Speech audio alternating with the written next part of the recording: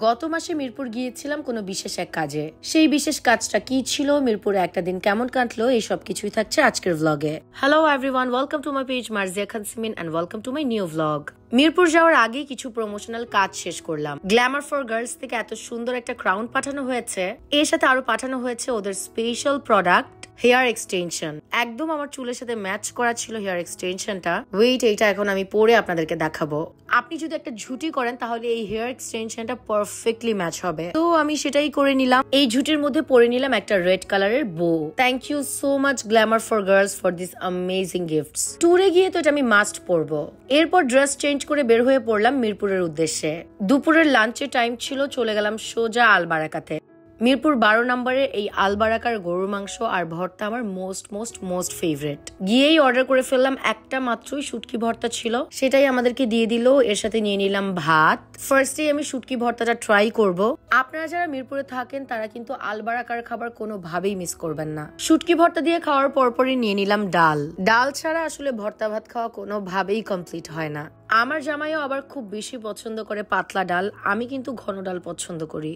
আপনারা কোন দলে আছেন? আর ডালের সাথে যদি একটু লেবু চটকে দিই তাহলে তো কোনো কথাই নেই, হেভেনলি টেস্ট। আলবারাকার ঝাল ফ্রাইটা এর আগে ট্রাই করা হয়নি। রাব্বানির ঝাল ফ্রাই আমার অনেক বেশি পছন্দ, তাই ভাবলাম আলবারাকারটাও টেস্ট করি। এখানে 2 পিসের মতো মাংস থাকবে আর একটা এক্সট্রা হাড্ডি থাকবে। আমার কাছে মনে হয় আলবারাকার প্রাইস অনুযায়ী খাবার টেস্ট একদম ওয়ার্থি। খুবই মজার প্রত্যেকটা আইটেম এবং ফ্রেশ।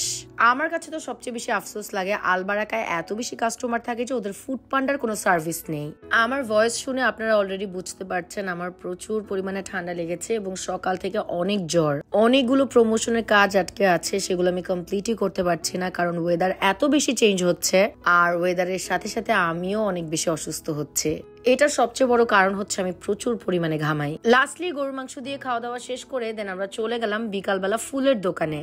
দেখেই বুঝতে পারছেন, আর আমি আগেই বলেছি কোনো বিশেষ মানুষকে ওয়েলকাম করব।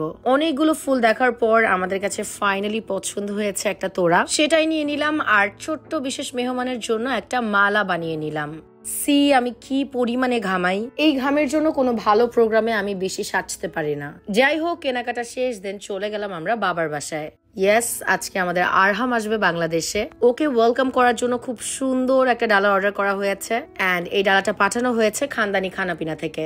এখানে আপনারা পেয়ে যাবেন 8 জনের পরিমাণে কাচ্চি, একটা আস্ত মোরগ, 8 জনের জন্য 8টা কাবাব আর বড় বড় আলু। এর সাথে আপনারা আরো পেয়ে যাবেন 8 জনের পরিমাণ জর্দা। আরহাম যেহেতু প্রথম বাংলাদেশে আসবে তাই ওকে ওয়েলকাম করাটা কিন্তু অনেক বেশি ইম্পর্টেন্ট একটা কাজ ছিল।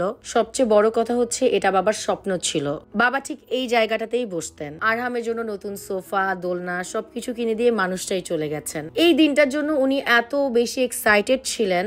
আরহামরা এসেছে জুনের 9 তারিখ আর বাবা চলে গেছেন মে মাসের 22 তারিখে। সো খুব অল্প টাইমের একটা ব্যবধান ছিল যে সে তার স্বপ্নটা পূরণ করতে পারেনি। কার্ডটা দেখে আমার এত বেশি খারাপ লেগেছিল।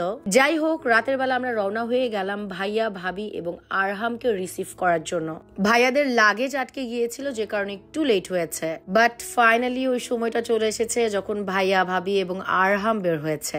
তাদেরকে আমি যতবারই দেখেছি আমার কাছে অনেক বেশি খারাপ লেগেছে। বাবা যদি থাকতেন এই সময়টাতে কি পরিমাণে যে এক্সাইটেড থাকতেন এবং খুশি থাকতেন, সে কারণে ছোটখাটো ভাবে চেষ্টা করেছি আরহামকে ওয়েলকাম করার জন্য বাবা যেভাবে চেয়েছিলেন। তারপরও অনেক কিছু করতে পারিনি যেহেতু আন্টি অনেক বেশি ধার্মিক একজন মানুষ।